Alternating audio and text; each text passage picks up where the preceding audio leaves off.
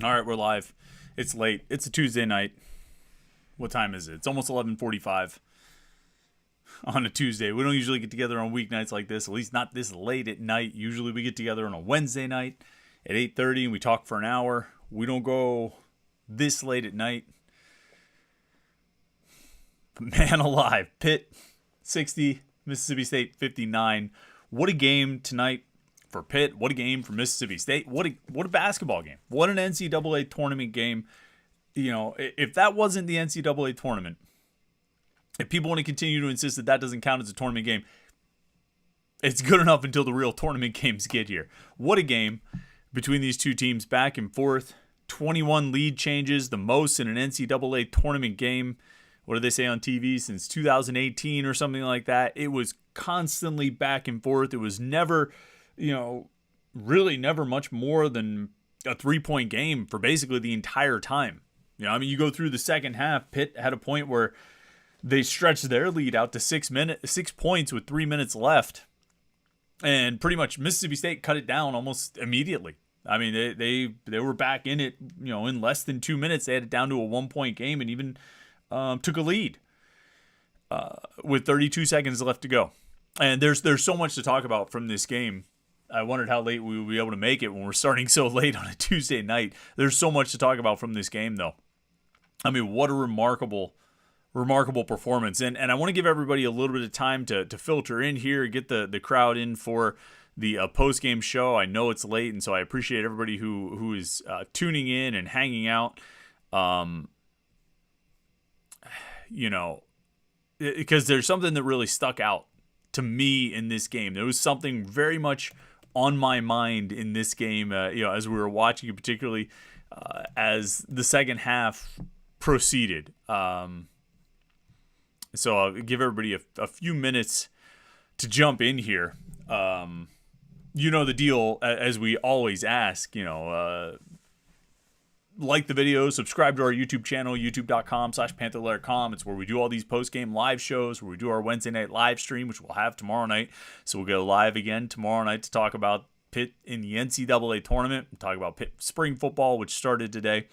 You don't want to miss any of that stuff, so make sure you subscribe right here at youtube.com/Panther-Lair.com and then turn on notifications so you don't miss the live stream. We bounce back and forth about what time this thing would start, 11:30, 11:45, 12 o'clock. We end up starting around 11:40 because you don't know what time the game is going to end. You don't know what time the game on Friday is going to end because Pitt will be playing on Friday when they play Iowa State in Greensboro. 3:10 is the scheduled tip-off time. Who knows if it'll start at 3:10 and who knows what time it'll end, but we'll be live after the game right here at youtube.com/Panther-Lair.com. If you subscribe to our YouTube channel and turn on notifications, you won't miss the post-game show. You'll be ready for it, and I know you want. I know you don't want to miss tonight's post-game show. I actually said it on Twitter that nobody's going to sleep anytime soon, right? You're not going to sleep after that game. You're not going to bed to you weren't dozing off on the couch. I'll say that you weren't dozing off on the couch during this one as Pitt managed to hold on and beat Mississippi State to advance in the NCAA tournament to the round of 64, where they'll face Iowa State on Friday. Here's the thing.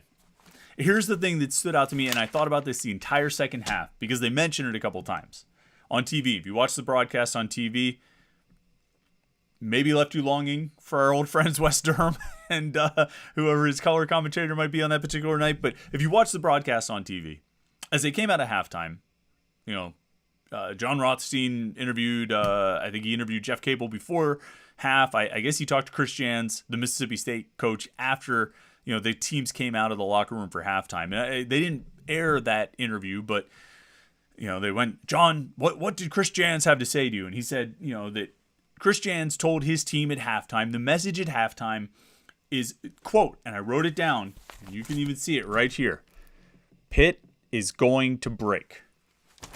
Pitt is going to break. They will eventually break. That's what Chris Jans told his team at halftime. And they even had a timeout later in the second half where the message was the same. Pitt is going to break. Right? And they emphasized this on TV. And and they mentioned it a couple times, and it stood out to me because I when I heard that, I said, I wonder if Pitt is going to break. And I wonder if we'll see that point. And when that point comes, I'll reference that quote. Or I'll reference that quote because that point doesn't come. Because in this game, Pitt didn't break. And it's not the first time this season we've seen them in a position where they could break in a second half and end up losing a game. But here they were on the biggest stage they played on all year, in the biggest moment, truly a one-and-done game where you lose this and your season is over. More riding on this game than has been riding on any game they've played all year. Not the Miami game, not the Notre Dame game, not the Duke game, not the Georgia Tech game. More was riding on this game tonight than anything all season. And for 40 minutes, this team did not break. And it's not for lack of trying. And it's not for lack of pressure, and it's not for lack of adversity. I mean, where do you want to start with adversity?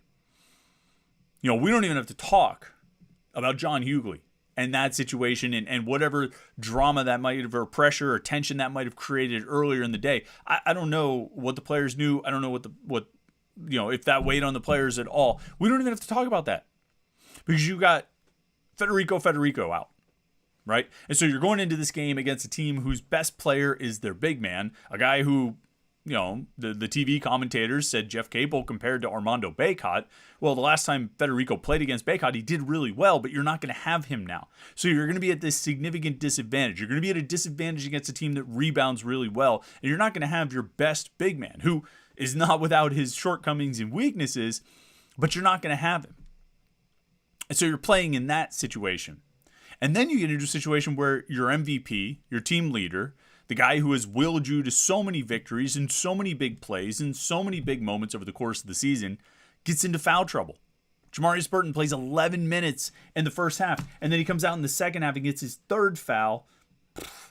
2 minutes into the second half, minute and a half into the second half, and he stays out. He comes back into the 13:37 mark and picks up his fourth foul a minute later. And so Jamarius Burton, when all was said and done, let me bring up his stats. Played 8 minutes in the second half. 8. That's your best player. That's the best guy on the team. The guy who's supposed to will you to victory in these kind of difficult situations, in these challenging, adverse situations where you're facing a lot of pressure and you're facing a lot of adversity. Jamarius Burton is a guy who's going to lead you, and he only plays 8 minutes in the second half. Pitt is going to break. Except they didn't. They didn't break, and they kept battling, and they trailed for most of the second half. They had a lead at the 16:09 mark. Nelly Cummings drove and did one of these up and under things and gave them a 41-40 lead. Mississippi State answered at the other end to make it 42-41. Pitt was able to tie it a few times after that, but they didn't take another lead until the 5:14 mark.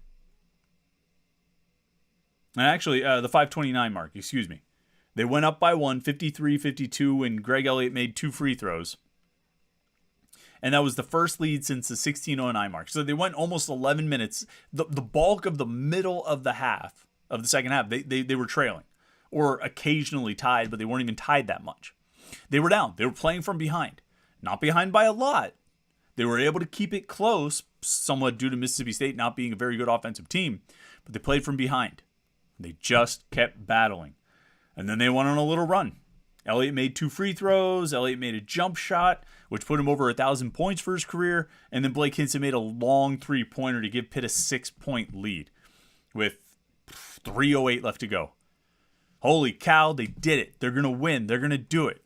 Challenges aren't done yet. Still 3 more minutes for Pitt to break. 3 more minutes for Chris Jan's prediction to come to fruition, for his vision to come true. And Mississippi State gets a dunk out of Tolu Smith. And DJ Jeffries hits a 3. Smith gets a layup, and now it's 59-58 with 32 seconds left to play. And here comes the hero. Here comes the MVP of the season. And it's Jamarius Burton. And he does what he's done all year long, and he does what he does better than anybody else in the country, probably. I haven't watched everybody shoot mid-range pull-up jumpers, but I can't imagine there are many guys I would want taking that shot ahead of him. Guys on his own team or just about any other team. And Burton pulls up and makes the makes the J. And then just to, ignore the wide open Pitt got lucky 3-point shot that Mississippi State had at the very, very end of the game. Jeff Capel himself said they got lucky. Before that, how about Guillermo Diaz-Graham on, when, Mississippi State inbounds the ball with 6 seconds left to go. And Tolu Smith goes to the basket. Diaz-Graham block. I mean, for a guy who got thrown around for all 20 minutes of the second half, Guillermo Diaz-Graham never came off the court in the second half, and he played 17 minutes in the first half. So a guy who played 37 minutes in this game and got bruised and battered and beat up and knocked around and crushed inside and shots blocked, and it was a harrowing, I almost said horrifying, but it was a harrowing experience for Guillermo Diaz-Graham on the court tonight. And I've said a lot all season long how impressed I've been that they haven't been intimidated, that the Diaz-Graham twins and Federico have played very tough. They've been aggressive. Even when they're getting their butts kicked up and down the court, they still keep getting into the fight. Tonight was the worst that we've seen. Tonight was the toughest challenge that Guillermo Diaz-Graham has faced. And tonight was probably the most abuse he has taken in a game. And not just because he played 37 minutes. I mean, he's going to be sore tomorrow. And so for him, with less than 3 seconds to go, to block Tolu Smith, who is the man coming into this game. I mean, what a way to go out. What a way to finish for Guillermo. And he finishes with 3 points and 5 rebounds. No turnovers, 2 fouls, not a huge stat line to write home about. 1 of 8 from the floor, a big part of the reason that Pitt was not very good from inside the arc, because he was 0 of 5 from there. His only basket that he made was a 3-point shot. But to get that block on Smith was, good for him, man. Good for him after getting, black eyes and black and blue all over the place. To get that block was a heck of a finish. And then, Jeff Capel said it. They got lucky. And the guy missed the 3. A wide open 3 that, a guy that they left wide open. This was a gritty victory. This was a gutsy victory. A good friend of mine texted me and said, I feel like I'm watching Jamie Dixon Pitt playing against Pitt. I said, really? It's the Ben Howland effect is what you have. I think this team still plays like a Ben Howland, Jamie Dixon team. And I'm talking about Mississippi State here. And Pitt had to deal with that. As much as we want to talk about Virginia being sort of a latter-day, early 2000s Pitt, even Virginia is not as physical as this Mississippi State team is. I mean, that was a brawl. That was a knockdown, drag-out affair. The likes of which Pitt hasn't really played too many, Pitt hasn't played too many games like that this season. They haven't been in too many games like that or played against too many teams that want to play like that. Mississippi State wants to play like that, and it was banging all game long. And they never broke. They never cracked. They got close, but they held on. And you have to give a lot of credit to Nelly Cummings. This guy willed his team to victory. Scored a team-high 15 points. It was a tie for the game high. He had 4 assists, 6 of 13 from the floor, made 2 3-pointers, made 1 of 2 from the free throw line, didn't get a lot of fouls called his way. But he was able to, he made a lot of will the team to victory baskets and scored a whole lot of points that his team absolutely needed. It was a heck of a performance by Nelly Cummings. MVP of the game right there. And it's funny, I wrote, I think in our staff picks on Panther-Lair.com, this and that, this is going to happen in this game, this is going to happen in this game. And one of the things I said was that Nelly Cummings would draw on his NCAA tournament appearance and help lead this team to victory. And you say things like that, like, oh, they've got the NCAA tournament experience. And you don't know if it'll actually matter. Nelly Cummings played like a guy who's been there before. Played like a guy who knows what you have to do to win and survive and advance at this level. He played like a guy who was willing to die on the court and, looked like he turned his ankle pretty good on the one play and didn't even come out. I thought that was the point where Burton was going to have to come back in. That was about 9 minutes to go. Burton didn't reappear for another 2.5 minutes. And credit to Jamarius Burton also for playing the final 6.5 minutes and not picking up his fifth foul. So, yeah, credit to him on that. But Nelly Cummings just was, I mean, he was what he needed to be. He was what his team needed to be today. And they didn't break because Nelly Cummings didn't break. And neither did the rest of these guys. And everybody came up with big plays. Nike Sabandi had 2 fast break baskets and grabbed a couple key rebounds. Greg Elliott made a couple key baskets. Jamarius Burton made the game winner. Blake Hinson had the huge 3-pointer to put Pitt up 6. And then, like I said, Cummings was outstanding. And Diaz Graham, God bless him, had that block right there at the end. What a performance! What a game! And now Pitt moves on. And they're in the field of 64. All right. Let's get to the comments and questions here. We got a lot of people online here. This is great to see during this a late night post game show here on a Tuesday night. I want to get to the super chatters. Let me see here, because we got a lot of people. Listen, we got a lot of comments and questions here. I'm going to get through as many as we can on the show. If you want to make sure your comment is read or your question is answered, you can be a super chatter. Click that little $sign at the bottom, support the podcast, and we'll definitely get to it. Hog Muncher is a super chatter. He says, "This isn't the best Pitt team, but this is a great one. We had every reason to lose that game, and we still pulled it out. We have a shot against Iowa State on Friday, and the future looks bright. I love my wife." Good for you, man. That's pretty great. I absolutely agree. I mean, this is not the best Pitt team we've ever seen. This wasn't the best team in the ACC. They played at the top of the conference for a good amount of the season. But I think this team has enough weapons to find ways to score. And they've got that grittiness and that toughness, and they can still get banged around, but they showed tonight that they can hang in that kind of game. There was a point where, mid-season, probably February or January, where we talked about all these different ways that Pitt had found to win games. Big defensive stand against Miami in that game that they won, making a key offensive play at the end or free throws or whatever against the North Carolina game, holding on to a blowout, blowing a big lead and coming back, all this different stuff. They found lots of different ways to win. And I think Jeff Capel will be the first one to say that they've faced a lot of different kinds of adversity this season. And, here it was on display. And maybe going through some of the kinds of games they had to experience in January and February. And I'm just talking about the wins of how they found ways to win. I mean, you can't convince me that doesn't help when you get into the situation they were in tonight, where for the entire second half, they had to battle. They could not let Mississippi State pull away. Now, Mississippi State offensively, I don't know if they were capable of pulling away. But Pitt couldn't let them pull away because Mississippi State's defense was too good, and it was going to be tough to make up anything more than a lead of just a few points.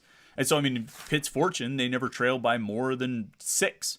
And when they were down 6, it was 14-8 the first 5 minutes of the game, when Mississippi State made 4 3-pointers in the first 5 minutes. But Pitt was able to keep the lead, to just a few points, so they could always cut it from 3-1 or 4-2 or 2-0 or 1 to take the lead themselves. They were able to keep it close, and when it came down to the very end, they got that little run they needed, which ended up being a 7-point run. They were down 52-51. They went on a 7.70 run to take the lead 58-52, and while they relinquished that lead and went down 59-58, they got the big play at the end to win. They have been in these kinds of situations, and I think it helped them tonight. Let's see here. Patrick McKinney says, "What's your opinion now in the tourney?" Yeah, I think anybody who was saying that Pitt was not really in the NCAA tournament because they were in the playing game, the first 4 game, you have to shut up now. Right? I mean, you have to shut up about that now, because last week the whole conversation was, it would be a disappointment if they don't make the tournament, and then they made the tournament in the first 4 games. Is it'd be disappointing if they don't make the actual tournament, the field of 64. Well, they're in that now. Well, what's next? It'll be a disappointment if they don't make the Sweet 16. Stop. Those goalposts are planted in the ground. They can't move anymore. And they never should have moved in the first place, because they made the tournament by playing in this game tonight.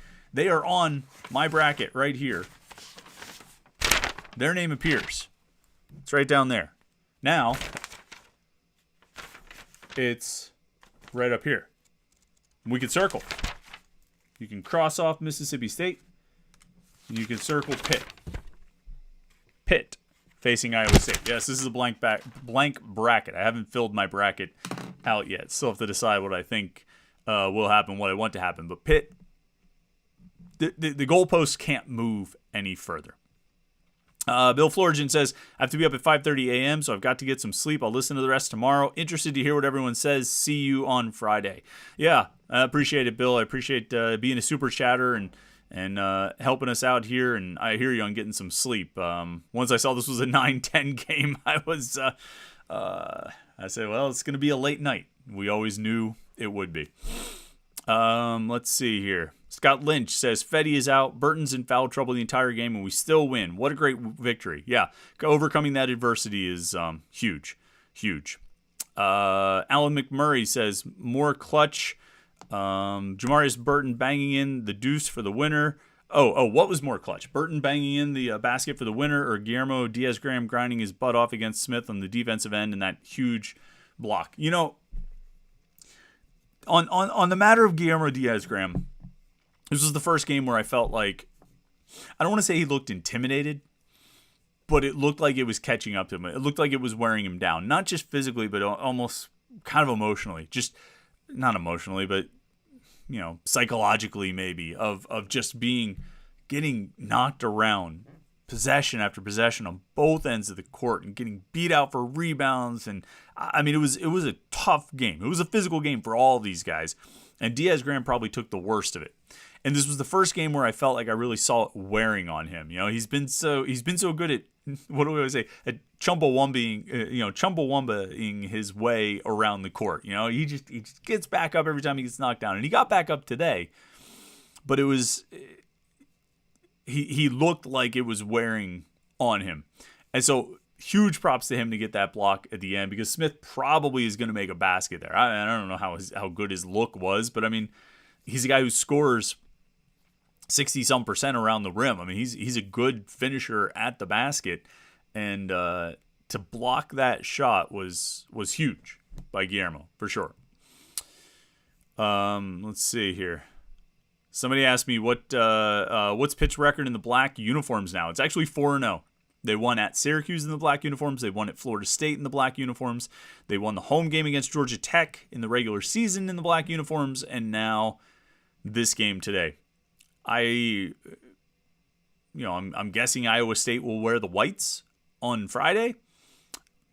If I'm Pitt, I probably still wear the black and gold uniforms. I mean, not to be too superstitious about it, but yeah, you should probably be superstitious about it. I mean, it's the black ones or the blue ones. I don't know if they can wear the yellow ones. Is it like a light and dark, or just a white and color mixing college basketball? I don't know what the deal is or what the rule is.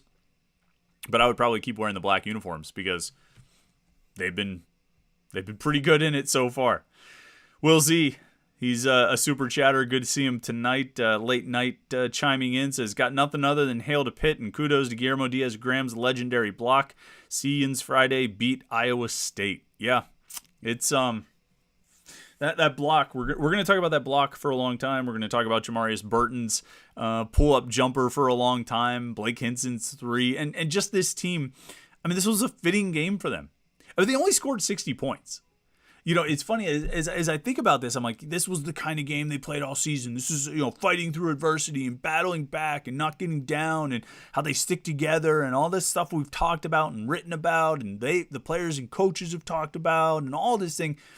This was a perfect game to sort of encapsulate the season, except they didn't really score all that much.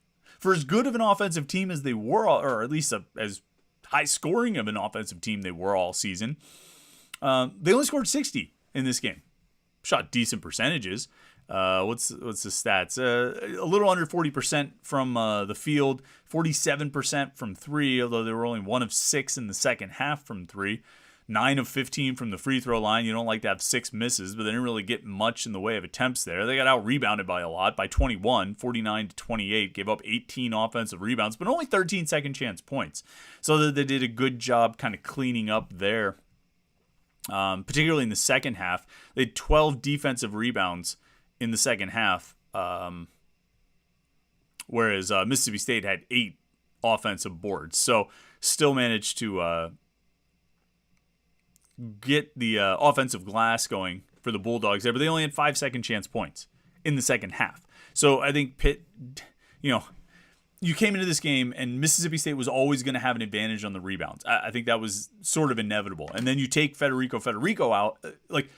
Mississippi State was going to win the rebound battle with Federico on the court, and they were going to win it by a lot without him on the court. And that's how it played out. I think you knew that going in. The key was to, you were going to give up the offensive rebounds. The key was to play good defense and try to prevent them from getting points off of those offensive rebounds. The putbacks and, second chance opportunities. You had to cut down on those, and I think they mostly did. It wasn't as bad as the Miami game, and I think they did a pretty decent job. And they gave up 5 second chance points in the second half. So, I mean, that's a pretty decent job. I mean, you're not going to get much better at something like rebounding on game 34 or 35 or whatever number it is. At this point in the season, you pretty much are who you are. And Pitt is a team of questionable rebounding ability. So they're, that's just what it is. But you have to find ways to counteract some of that other stuff. If you're not going to get all the rebounds, you got to keep them from getting the second chance points. You have to play good defense in that regard. And I think they did that for the most part tonight. All right, let's see here. Just start rolling through some of the comments and questions. Before I do, I got to tell you about Montana. You guys, I've been talking to you about Montana, right? Our friend Montana at fortheperfectbite.com. She's a lifelong diehard Pitt fan. Her family has been football season ticket holders since the 70s, and she's been cooking since she was young, and she has a passion for good food and local restaurants. She's actually a chemical engineer by day and a chef by night. But she has this food blog, fortheperfectbite.com. She develops, cooks, and photographs her own recipes, and she writes and posts timeless recipes to share with friends and families. And she highlights local Pittsburgh restaurants and brands on her Instagram, which is at fortheperfectbite. She's trying to build a community, share great recipes and the best of Pittsburgh's food scene with others. And she even made these blueberry lemon panther claws after the ACC championship game 2 years ago. I wonder if Montana's going to come up with something new to sort of commemorate this return to the NCAA tournament. If you want to find out, keep an eye on fortheperfectbite.com. fortheperfectbite.com. Big time Pitt fan, trying to do something out there. Show her some support. Go check out the site, check out the recipes, and look at the Instagram page too, For the Perfect Bite. Follow her there, Montana. Huge Pitt fan, doing some delicious things for Pitt fans out there. All right, General So's Chicken says, feels good to be lucky. This game was probably the best game all season, not because it was in the tournament, because they never gave up or backed down, no matter how physical the game got. Well, I would say it was the best game all season because it was in the tournament. They've had games like this where they've had to play tough and they've had to battle and work down to the end. I mean, the Virginia game, the Miami game, the North Carolina game, they battled and showed some resiliency against Florida State in the second game. The Georgia Tech game, really, wasn't very good in the first half. They were able to battle and pull it out. They've shown a lot of resiliency this season. They've shown an ability to fight through adversity this season. There are certain matchups that are not good for them. You know what I mean? And you saw those matchups exploit Pitt's defense and offense, whether it was Duke or Notre Dame, and even Miami to some extent, although that was a big problem of the offensive rebounds. Matchups have gotten them. Situations haven't. They haven't really wilted in situations. And they got blown out at Duke. Did they wilt in that situation? The Notre Dame game, we could put a lot of that on the free throws, but I think there were major matchup problems that caused a lot of problems for their defense. They've been generally able to sort of handle adversity and fight through it and stay together. And that's a big thing to say about this team. And maybe it's relevant in light of, some things that happened earlier today. That this team, through whatever adversity it faced all season long, even into the offseason, stayed together. And like I said earlier, maybe if they don't have that experience from earlier this season, maybe they're not able to kind of draw on it and win today, win tonight. Let's see who's next here. Grizzy Grizz says, whew, Dajiz says, wow, what a game. Rob Peterson says, that took years off my life. So proud of this team. Dajiz says, I dropped to my knees when they left that man open for a 3. Yeah, that was a tough one. That was a tough spot to be in. But the ball rimmed out. And the reality is, like, Mississippi State wasn't a good 3-point shooting team. They were 250-something in 3-point attempts per game. They don't even try a lot. And they were dead friggin' last in 3-point percentage in the country, like 354th.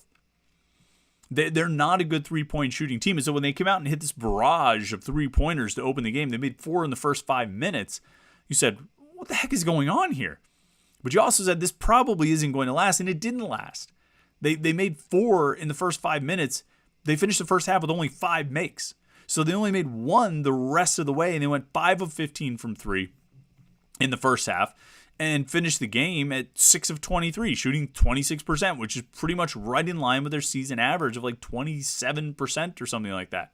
They're not a good 3-point shooting team, and so there's some luck, but I think they also were willing to kind of leave the 3-point shooters because they know that that's not what Mississippi State is good at. I mean, you look like, I'm not going to go as deep on like coaching and plans and schemes. Our guy Steven Gertz does a great job with that. I'm going to let him break down what Pitt did against Tolu Smith, but it was pretty clear that the goal was to focus all the attention on him.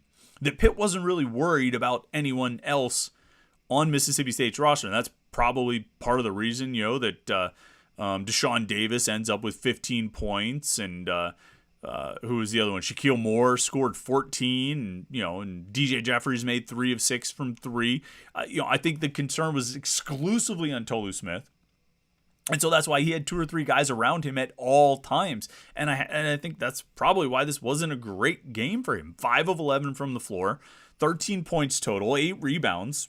It's fine. That's a good production. I mean, if Federico had 13 and 8, we'd build a statue, or at least spend all post-game show talking about how great he was. That's not a great game for Tolu Smith, though. I think by and large, Pitt did a really good job against him, and it wasn't just Guillermo Diaz-Graham.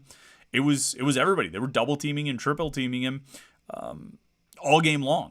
Because they were willing to take their chances with the other 4 guys on the court, but they didn't want Smith to beat them. And ultimately, he didn't, although he did make the game, a go-ahead layup with 32 seconds to go to put Mississippi State up 59-58. I thought they generally did a pretty good job defending him and kind of not keeping him under control, but to some extent. And so they were willing to go after him, and they were willing to let other guys shoot, assuming that most of those shots weren't going to fall. And ultimately, that was what happened. Most of those shots didn't fall, including that final 3 that was a little more open than it should have been. Grizzly Grizz says, first NCAA win since prior to 2016 for Pitt, right? Well, yeah, the 2014 NCAA Tournament when Pitt beat Colorado in the first round and then lost to Florida in the second round. That Colorado game, I think, is the last NCAA tournament win that they've had. So, you're going on 9 years since a tournament win. 7 years since a tournament appearance. 9 years since a tournament win. So, it's been a while. Let's keep scrolling through here. Joseph Gates says, Burton with a huge last bucket despite being on the bench most of the game. Yep, he came in and made a big play. Let's see who else wants to chime in. Royce Beacom says, still can't believe Henson took that shot. I mean, Royce, we're at a point now in the season, right? I mean, we should not be surprised by any shot that Blake Henson takes, and we should be even less surprised by the shots that go in. It's that guy can make big shots, and he can make them from anywhere on the court, and you never know when he's going to shoot them. You never know if they're going to go in, but I don't think we should be surprised at this point. With 33 games in, 34 games in, I don't think we should be surprised by anything anymore. Let's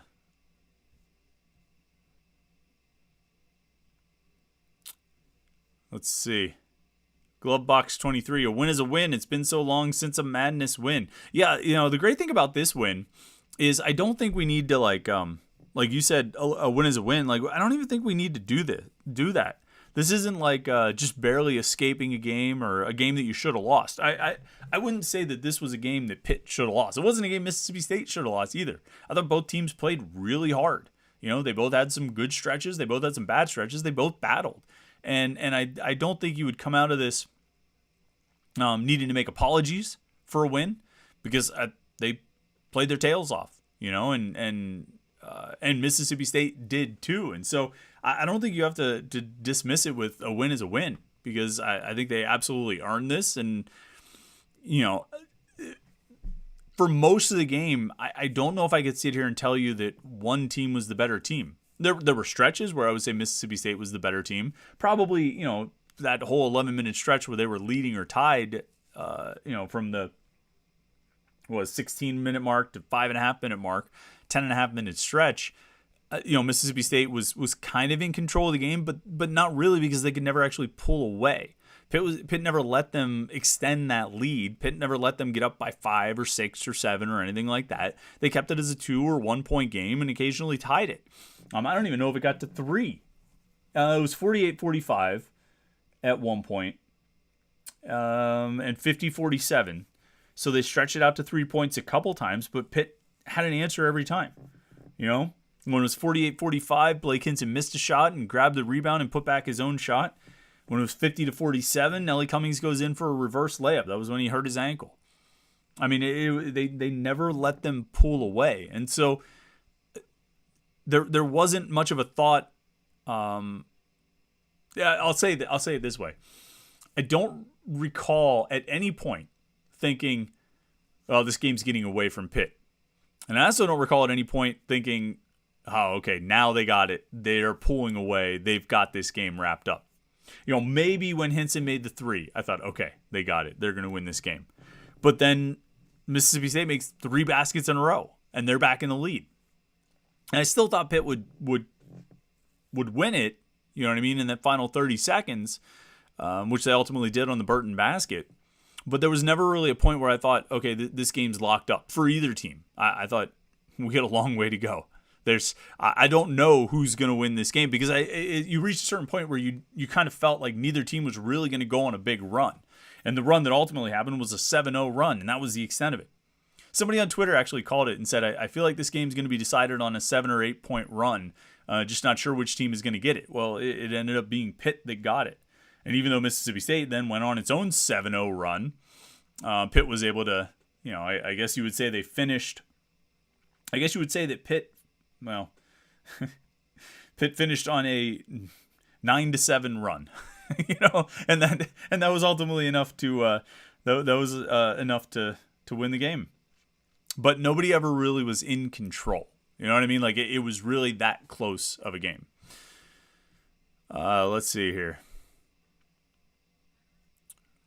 Riser018 says, I can complain later, enjoying this with some brown liquor now. It's been a hell of a ride compared to the past few years. Cheers all. I don't even know what, you can find some things, but I don't know if there's much in this game that you would really complain about. Like Guillermo Diaz-Graham got beat up. But did you expect any different? I don't even know how well Federico would have fared, but once you heard that Federico was out, there wasn't much that could have been done. I thought Jeff Capel was in a tough spot with Jamarius Burton, because Burton got in foul trouble. And I was surprised he put him back in at the 6:20 or 5:49 mark. I thought he'd wait until closer to 4 minutes, unless the game got out of hand. I said this on Twitter. I said I think he'll keep Burton on the bench unless it becomes like a 5 or maybe like either a 7-point game or maybe a 5-point game. Or they get to the 4-minute mark, whichever comes first, and then Burton will go back in. He ended up going back to him at the 5:49 mark, and he played, like I say, he played the last 5 minutes and 49 seconds without picking up a foul, so good on Burton. I don't know if there's much to complain about. They had a real plan against Tolu Smith, and I think they largely executed it. They were willing to concede some things to the 3-point shooters, and they got it. I think they got what they wanted after that early initial rush where Mississippi State made a bunch. But I thought they did a pretty decent job Coaching the game, I thought the players did a pretty decent job executing. They need to rebound better, but I mean, guys, we've watched 30 plus games here. They're not going to rebound better. I mean, they're not going to magically become a good rebounding team. They're just not. And when they play a better offensive team, they're going to give up more points. I mean, it was, in their favor that Mississippi State's not exactly a very good offensive team, but that was part of the reason I thought they had a great chance of winning this game, because it didn't seem like the kind of matchup that would really give Pitt a ton of trouble. They would have to survive against a really tough defense and survive probably losing the battle on the boards again, which is ultimately what happened. Let's see here. Josh Newark says, have to wake up for work in 4 hours. Waking up to the victory lights makes it all worth it. What a gut check victory for this team. Yeah, it's gonna be an early morning, a rough morning tomorrow, but that's why we have coffee, right? Dennis Hurl says, my heart is still beating out of my chest, man. Michael Zimmerman says, Guillermo showed up when it mattered most with the game-saving block on the final possession. Played tough all night against a much bigger opponent. Never gave up. Jeffrey Viviano says, left work early to watch this game. Worthwhile living in Korea. Hey, Jeffrey, thanks for checking in international, man. How about that, guys? We got somebody from living in Korea watching the game. So that was that's awesome. Appreciate you. David Allen says, biggest Pitt win since the ACC football title game? I don't even know. I mean, the volleyball had a huge win. I mean, if we're talking all Pitt sports, volleyball, beat Wisconsin in Madison? Remember that? To get to the Final Four, was it? Was that the Elite Eight matchup? Forget exactly the details, but that was a huge win. Trying to think about, this is big. I don't know. I can't put this in historical context. It's like 12:30 at night, on a Tuesday night. I can't put this in historical context. It was just a big win. It was their first tournament win in 9 years. And it was a heck of a performance by a team that I think has been a lot of fun to watch all season long. I think they've given Pitt fans something to cheer for and something to enjoy for the first time in a long time. And this season of Pitt basketball being fun again, it's still going. There's at least one more game in there. And who knows? Maybe there's two. I'm pretty sure, and I'll have to look a little closer at them, but I'm pretty sure I might pick Pitt to beat Iowa State and get 2 wins out of this NCAA tournament and see what happens against, presumably, Xavier. Let's see here. Scrolling through here. Dennis Hurl says, I have to be up at 4 a.m. for what it's worth. I'm calling in. I won't be able to sleep after this. Dennis, I hope your boss is not on the live stream. David Allen says, any scouting report on Iowa State? I want revenge for Insight Bowl 2000. Still pissed Walt Harris didn't run Barlow enough. Yeah, I don't know if it counts as revenge for the Insight Bowl from 23 years ago, but sure. It's... whatever motivation you need. Early scouting report on Iowa State don't have a lot. Just they're not. I get the sense that they're not viewed as being very good. I think there was a feeling Seth Davis picked Pitt to win both of these games, Mississippi State and Iowa State, and I think just kind of a quick glance at Iowa State made it look like they're a beatable team. And this Pitt team. Can't count them out of too many games. If they play Duke again, I'd probably count them out of that one. But there's not too many other teams I would count them out against.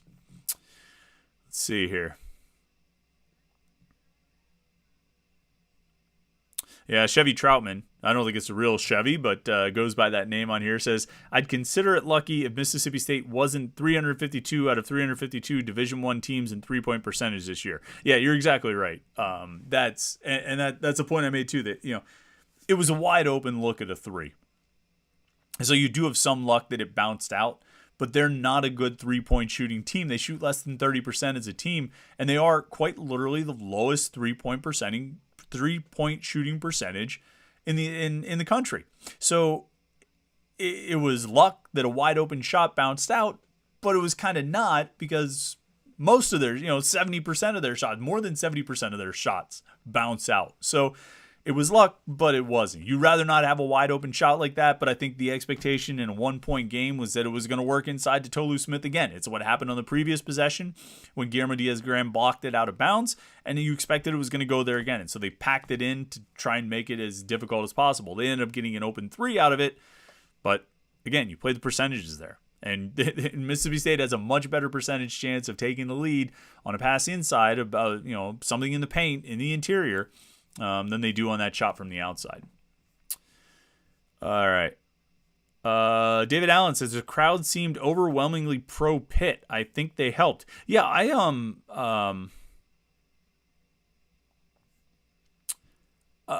thought that too. I picked up on that too. I thought you heard a lot of "Let's go Pitt" chants. You heard people getting really fired up when Pitt was making big plays. Dayton's not that far from Pittsburgh. I think you kind of thought there was a decent chance they might have a solid traveling contingent. But they came through loud and clear on TV, louder than the Mississippi State fans. I think there were people cheering for Mississippi State, but it seemed to be a pro Pitt crowd, a majority crowd of Pitt fans, I thought, from what I could hear on TV.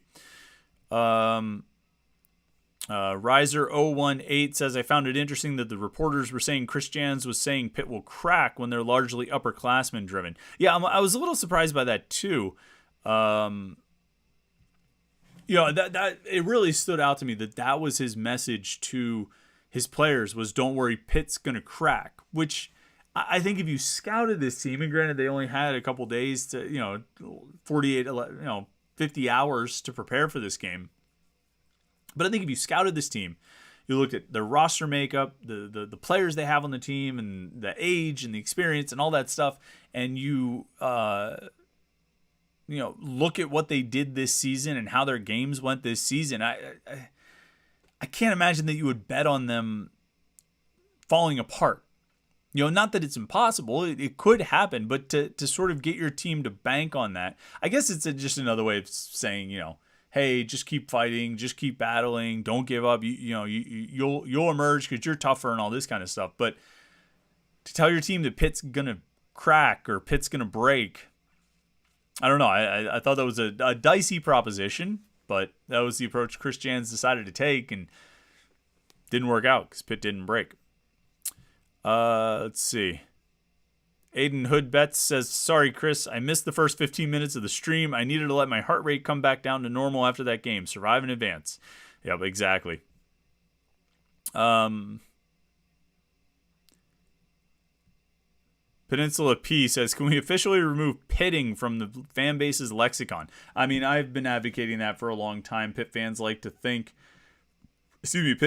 believe that there's something unique about Pitt's losing or Pitt losing games. I mean, everybody loses games. Everybody loses games in heartbreaking fashion. Everybody loses games in disappointing fashion. Everybody loses bad games. There's nothing unique about Pitt. Let's see. Panther Fan 51 said, does this mean we have to keep wearing the black uniforms? Yeah, I mean, they're 4-0, so I guess you have to.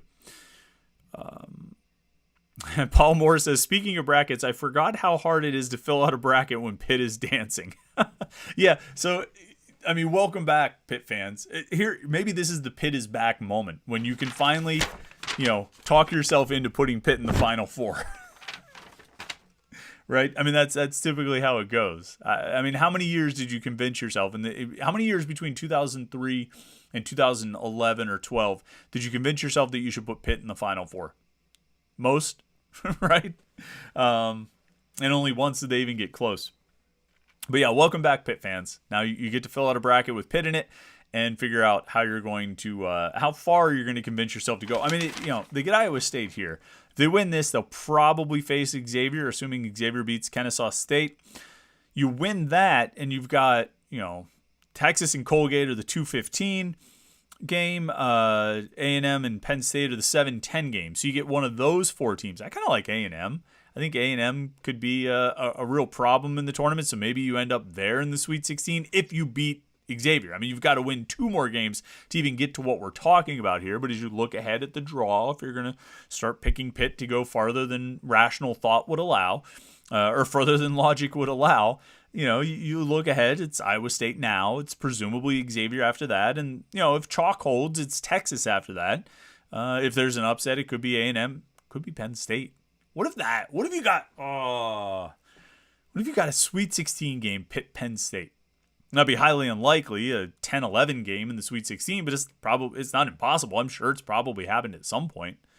Are there any other possible 10-11 games that I could see realistically happening? USC Providence, Utah State, NC State, Boise State, Arizona or Nevada. I mean, I don't know, but Penn State in the Sweet 16 in where is that? Where's the Midwest bracket? Is that the Kansas City bracket? Yeah, that would be pretty fun. All right, scrolling through here, see what everybody else has to say.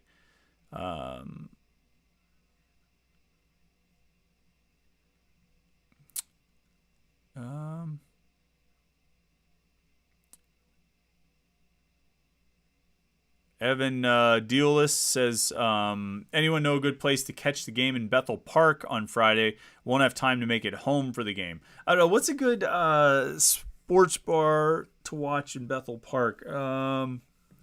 That Level 20 place on Library Road, is that maybe the best spot? There's got to be good spots on Library Road to watch a basketball game. You should find a lot of good options out there. Don't forget, it's like a 3:00 tip-off. It's an afternoon game against Iowa State. So, prepare accordingly. I think it's tentatively scheduled for 3:10, but, who knows what time it'll start. Of course, we'll be live here after the game.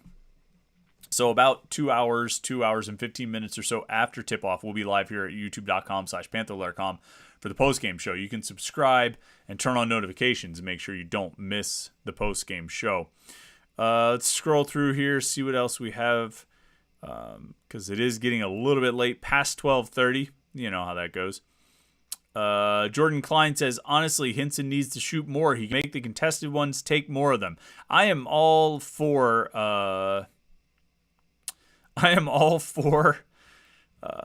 Blake Hinson taking as many shots as he wants. I mean, that's absolutely. I mean, I think that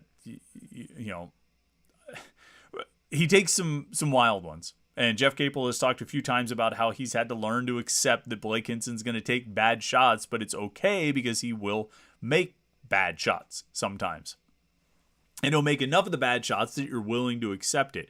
I think if Blake Hinson gets going, this whole team, it's any of them. Because we could say this about a bunch of different guys. If Blake Hinson gets going, this team feeds off of it. If Greg Elliott gets going, this team feeds off of it. Maybe it's those two. Nike Sabandy to some extent.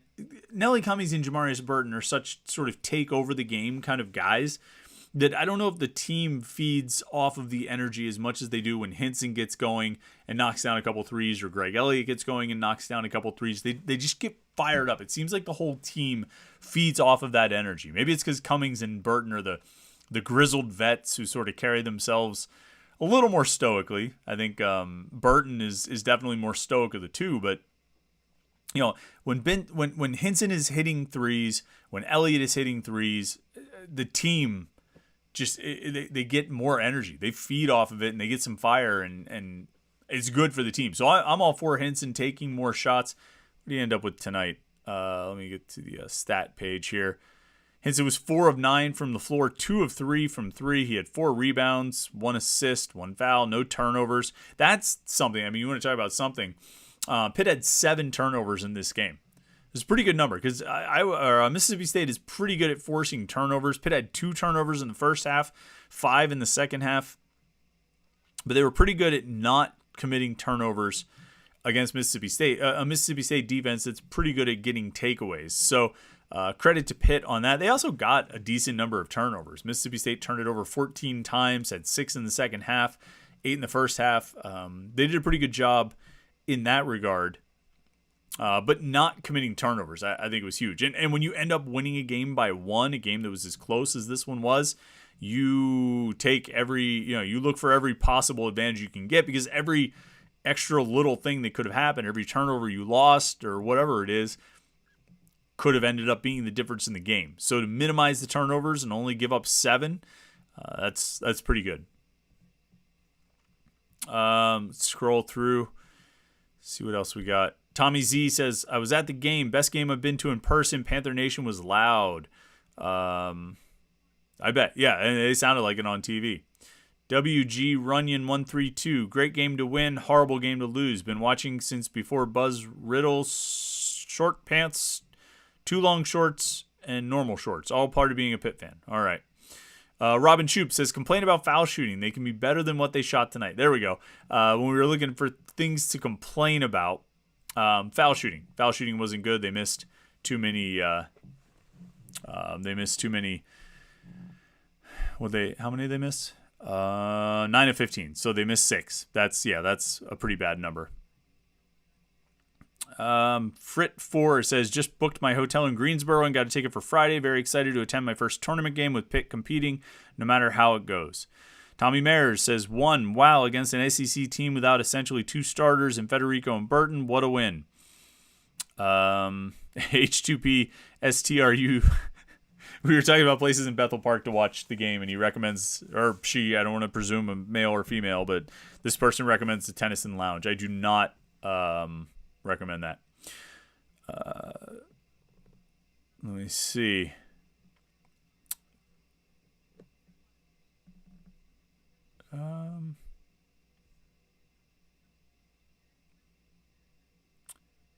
See what else we have here. We're just about to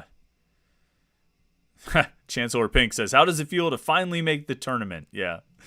You know, like I say, I'm just glad that we can stop moving the goalposts on that particular conversation. You know, I'm glad we can stop moving the goalposts on whether this was a successful season. I'm glad we can stop moving the goalposts on whether they made the NCAA tournament or this or that. They were successful. This was a successful season. This is a winning team, and they've now won a game in the postseason in the NCAA tournament to advance to the field of 64, a first-round game against Iowa State on Saturday. 3:10 tip-off.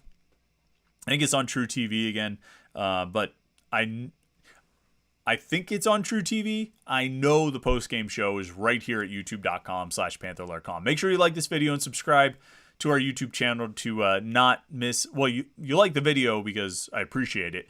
You click a like, that makes me happy. But you click subscribe to our YouTube channel, youtube.com/Panther-Lair.com, and then you could turn on notifications and get an alert sent to your phone so you never miss any of our Pitt video content. See what when we post a new morning Pitt video every day, Monday through Friday, or we go live for either a post game show or the live stream tomorrow night. All those things, you won't miss any of it because you'll get an alert sent to your phone. You get a little notification that says, "Hey, they're going live," and then you won't miss it on Friday when we have our live show, or tomorrow night when we have our live stream.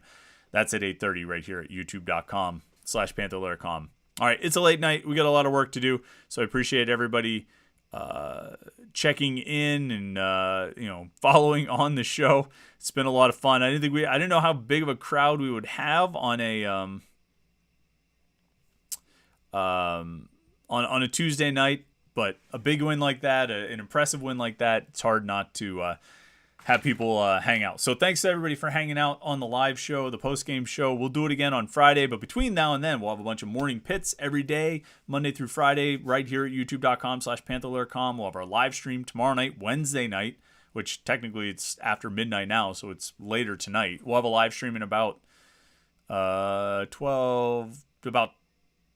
16 hours, 20 hours, something like that. In about 20 hours, around 8:30 p.m. Wednesday night, we'll be live for the Panther-Lair show, which we do every Wednesday night at 8:30. So thanks for tuning in tonight, this morning, whatever you want to call it. I appreciate it. Get some sleep. Enjoy the next few days, but we'll talk to you right here on youtube.com/Panther-Lair.com.